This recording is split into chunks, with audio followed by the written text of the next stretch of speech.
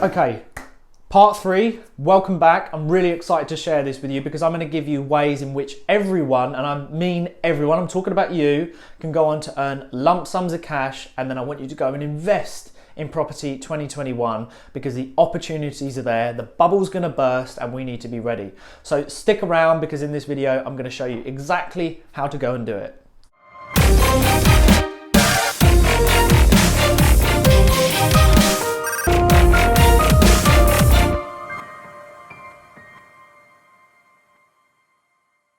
Right, so now I'm going to share with you 2 ways in which you can earn cash, lump sums I'm talking about, ways that I've done myself that you can apply, and I'm talking about you, anyone here, with minimal experience and, to be honest with you, not a huge amount in the bank. You don't need to be a millionaire to apply these.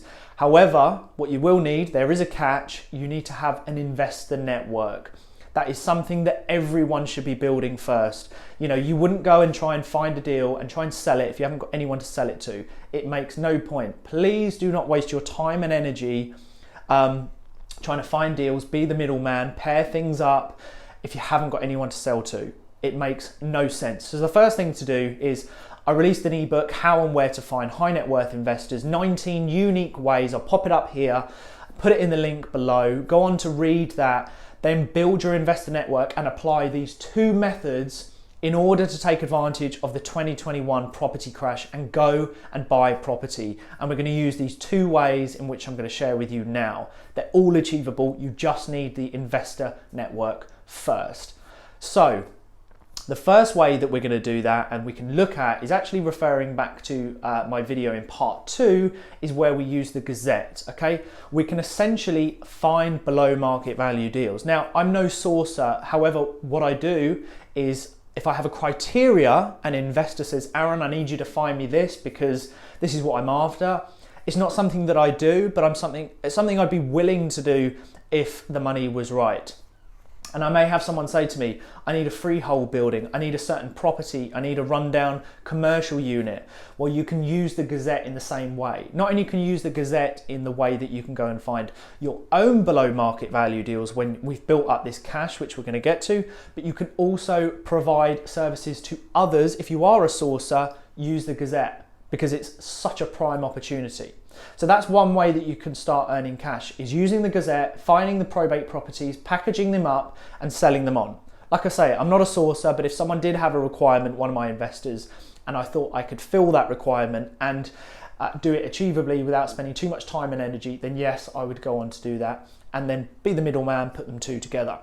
So that's the first way, use the Gazette. The second way you can use the Gazette in order to generate cash, and again, we're going to keep this on point 1, just using the Gazette, is assisted sales or seller and buyer joint venture. It's known as a few different things. You might have known it as something else, but I know it typically as assisted sales. So you will need some cash in the bank. However, if you have none, and this is what I'm talking about, everyone can be involved, you need to refer to your investor network. So it comes hand in hand. You either need some form of cash in the bank, that's why I'm saying money managed now, or you need an investor network. So guys, go and check out my book, 19 unique ways which I've built up a very big investor network. Okay, it just takes time and build on a relationship. So how can we do that? Well, in an assisted sale, let me explain what that is you have, let's use the probate example. You have someone that's inherited a property, they want to sell it, okay? They're not they're not financially attached to it, but what they do want to do is they want to get their money out as quick as they can, okay? It's normally the typical case scenario. So what you do is you come in, you've built the relationship with the solicitor, and now you're speaking with the owner, the one who's inherited the property. And you say, look, I can't afford to buy the property outright, okay? We don't have the lump sum to buy that whole property. And if we're talking down the south, you're talking on average 280,000.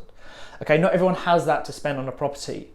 However, an assisted sale, you could propose this, and this can be found through the Gazette. So this is one way of earning lump sum, is you say, look, what I'd like to do is I'd like to draw up an agreement as an assisted sale where we're buyer-seller joint venture.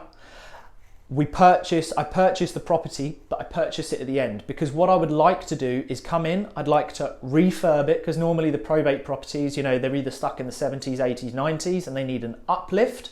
And let's just say you have a property for 280 and you say to the seller, give me 12 weeks What I'd like to do is I'd like to come in and do an 8-week refurb, and then the remaining time it will be on the market, and we'll sell it together. You avoid the estate agency fees because that'll be covered. We will cover the legals. However, I will pay for the refurb. So you're selling it together. That way you haven't had to pay out stamp duty. You haven't had to outlay this huge amount of capital to buy the property, because what you're doing, you're agreeing the price in advance, because you're going to come in, pay for the refurb, depending on where you live, of course, in the country. But if we're talking down here, you know, if a property's stuck in the 90s and it needs to be uplifted, or you need to add in a new room, convert a reception room, you're probably talking anywhere between 25 to 38, 40,000.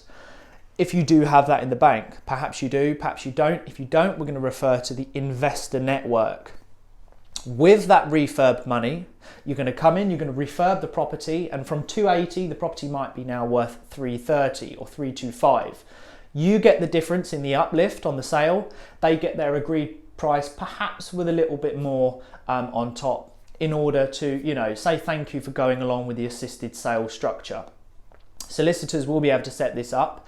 Now, let's play the scenario that you haven't got the 30, 40 grand, or wherever you're in the country, whether it's a 10 grand refurb, it's besides the point. But let's say you haven't got that amount. What you would do is you could raise that through investor finance, because it's a smaller amount. Imagine I'd certainly consider it as an investor myself. If a good friend said to me, look, I need 20,000 for 4 months, you'll have a first charge on the property, because what you would say to the seller is, look, I'm not buying it. I'm putting some money into it. I'm financially committed to lifting up the property. We get a good sale, but I just need to take a small charge on the property of the funds that I'm putting into it. 9 times out of 10, they shouldn't have a problem with that, because if they've gone into the venture with you anyway, they're probably open and understanding that actually you need to secure your money. There will be cases where perhaps you can't get your money secured, but that would be better to be your own money than an investor's funds. So if you don't have your money, use investor. But again, what we've got to do, you've got to have an investor first to even ask. So that's one way, an assisted sale or buyer-seller venture. Brilliant way. The second way would be, again, we can use the Gazette, we can find the properties, is if you build up an investor network. So I'm going to use as an example, and I put it on my Instagram story most recently, is don't think small. You have sources and property agents and even estate agents who are selling properties and charging anywhere from 1 to 2% at the highest case commission. Now, let me throw a scenario out there, paint this picture. If you were to attach yourself and build a relationship with either an institutional investor, UK or offshore, Dubai investors, London investors, or even family offices. Now, I know it's hard to come by family offices and these investment funds, but that comes from the effort that you have to put in. And again, I almost speed that process up for you if you read my book, How and Where to Find High Net Worths, because I cram years of experience, failures, hard work, losses, trying again to eventually get there, and cram them into 19 ways on how you can basically speed up your process. And I give all these little secrets to where you can go and find high net worth investors. So go and apply that. Once you attach yourself to a family offices, use an example, they diversify, they buy portfolios, they buy freehold buildings, they buy industrial units. Now imagine this, instead of sourcing or finding the criteria of a single investor who wants 1 3-bedroom property and you charge him 1.5% or even 2% you can get away with.